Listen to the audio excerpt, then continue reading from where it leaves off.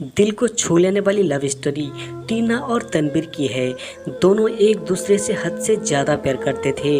हर पल साथ रहना, घूमना फिरना और घंटों फ़ोन पर बात करना दोनों के लिए आम बात थी। दोनों एक दूसरे के बिना एक दिन भी नहीं गुजार पाते थे। दुनिया की नज़र में वह प्रेमी जोड़े की तरह थे, पर उन्होंने एक दूसरे को कभी प्रपोज नहीं किया था। दोनों एक दूसरे को अपना बहुत अच्छा दोस्त समझते थे और ऐसे ही वक्त गुजरता चला गया। दोनों एक दूसरे के साथ इतने खुश थे कि उनको किसी और की ज़रूरत ही नहीं पड़ती थी। हमेशा एक दूसरे के साथ वक्त गुजारा करते थे। एक दिन सुबह से लेकर शाम तक टीना तनवीर को कॉल और एसएमएस करती रही, पर तनवीर का कोई रिप्लाई नहीं आया। टीना बहुत परेशान और बेचैन हो गई। सुबह से उसे तनवीर को ना जाने कितने कॉल और एसएमएस किया, पर उसको कोई जवाब नहीं मिला। टीना को कुछ समझ नहीं आ रहा था, वह क्या करे। देखते देखते रात के 2 बज गए। टीना ने ना खाना खाया और ना उसको नींद आ रही थी।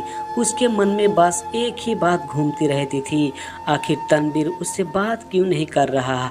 टीना ने एक लास्ट एसएमएस किया, अगर मैं तुमको इतनी बुरी लगती हूँ तो अब मैं तुमको दोबारा कभी एसएमएस या कॉल नहीं करूँगी।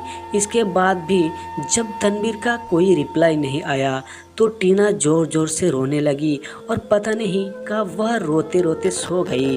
दूसरे दिन जब टीना की आंख खुली तब उसने सबसे पहले फ़ोन को उठाया और देखा उसमें एक मिस कॉल थी जो तनवीर की थी।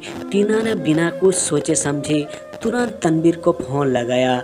जैसे ही कॉल रिसीव हुआ वह ज़ोर ज़ोर से चिल्लाने लगी, तुम्हें हो क्या गया है? कल मैंने कितने कॉल और एसएमएस किए, तुमने एक का भी रिप्लाई नहीं दिया। तुम समझते क्या हो? और ना जाने क्या क्या वह एक ही सांस में बोलती चली गई। तनवीर ने बड़ी शांति से उत्तर दिया, देखो कल मैं बहुत बिजी था और मैं अब रोज़ रोज़ तुमसे बात नहीं कर सकता। मेरे भी कुछ सपने हैं और मुझे अपने करियर पर फोकस करना है। इतना कहकर तनवीर ने फ़ोन कर दिया।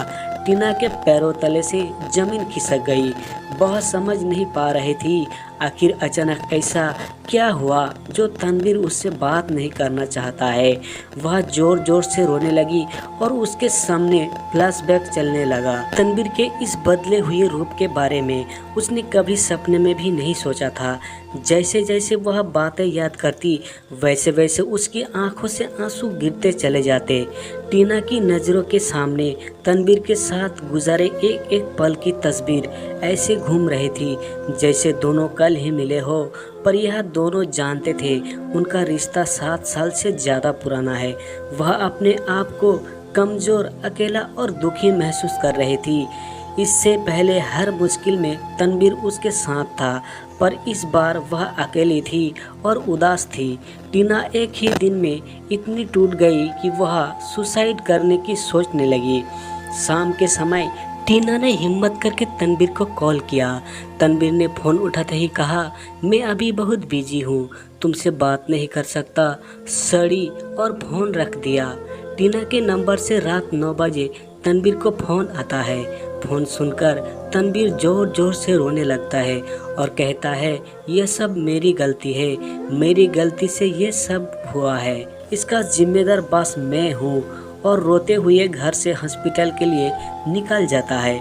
यह कल टीना की मां ने किया था क्योंकि टीना का एक्सीडेंट हो गया था और हॉस्पिटल में टीना तनवीर का नाम ले रही थी।